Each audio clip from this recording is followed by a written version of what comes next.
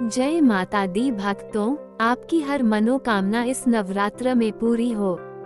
नवरात्रि हिंदू धर्म में मनाया जाने वाला एक महत्वपूर्ण पर्व है, जिसे शक्ति की उपासना का प्रतीक माना जाता है। ये पर्व वर्ष में 4 बार आता है, जिनमें से चैत्र और शारदीय नवरात्रि अधिक प्रसिद्ध हैं। नवरात्रि का प्रत्येक दिन माता दुर्गा के विभिन्न स्वरूपों को समर्पित होता है और इस दौरान भक्तजन उपवास, पूजा अर्चना और भक्ति में लीन रहते हैं।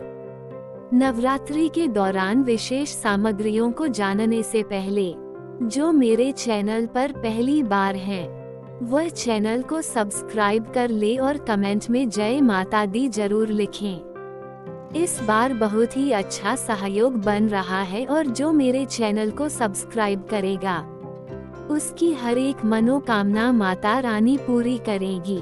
नवरात्रि के दौरान पूजन के लिए विशेष सामग्रियों की आवश्यकता होती है, जिससे पूजा विधि विधान के अनुसार पूरी की जा सके। इसके अलावा कुछ वस्तुएं ऐसी भी होती हैं जिनका नवरात्रि के दौरान उपयोग करना वर्जित माना जाता है। इस लेख में हम नवरात्रि के दौरान आवश्यक वस्तुओं की सूची, उनकी महत्ता तथा किन वस्तुओं से बचना चाहिए, इस पर विस्तार से चर्चा करेंगे। नवरात्रि के दौरान आवश्यक सामान। 1. पूजन सामग्री। माता की प्रतिमा या चित्र। पूजा के लिए माँ दुर्गा की मूर्ति या चित्र आवश्यक होता है। कलश घट। स्थापना का सामान। मिट्टी का कलश, नारियल, आम के पत्ते, लाल कपड़ा, जटा वाला नारियल, सुपारी आदि। मिट्टी और जौ। जवारे बोने के लिए नवरात्रि में जौ उगाने की परंपरा होती है, जिसे कलश स्थापना के साथ रखा जाता है। गंगा जल। शुद्धिकरण के लिए गंगा जल का उपयोग किया जाता है।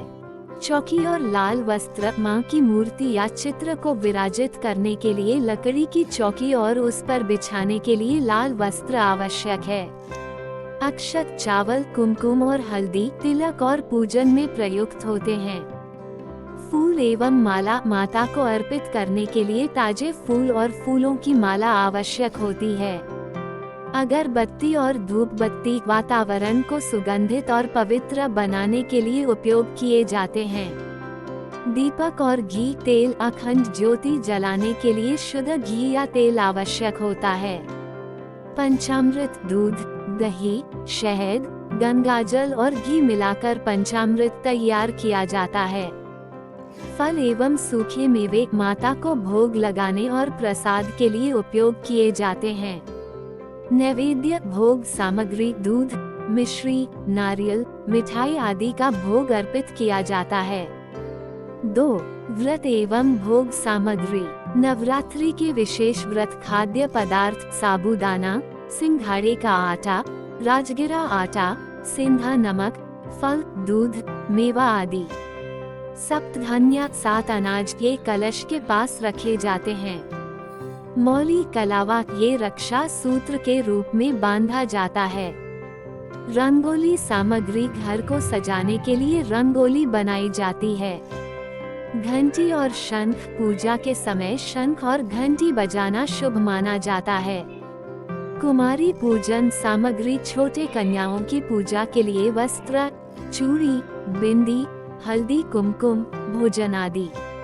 ध्यान एवं पाठ सामग्री। दुर्गा सप्तशती, चंडी पाठ, रामचरितमानस आदि धार्मिक ग्रंथों का पाठ करने के लिए सामग्री। नवरात्रि में वर्जित वस्तुएं। लहसुन और प्याज ये तामसिक भोजन माने जाते हैं और व्रत में इनका सेवन निषेध है। मांसाहारी भोजन। इस दौरान किसी भी प्रकार का मांसाहार वर्जित होता है। अल्कोहल, शराब, किसी भी प्रकार का नशीला पदार्थ इस पावन समय में निषेध होता है। धूम्रपान एवं तंबाकू। नवरात्रि के दौरान किसी भी प्रकार के नशीले पदार्थ का सेवन नहीं करना चाहिए।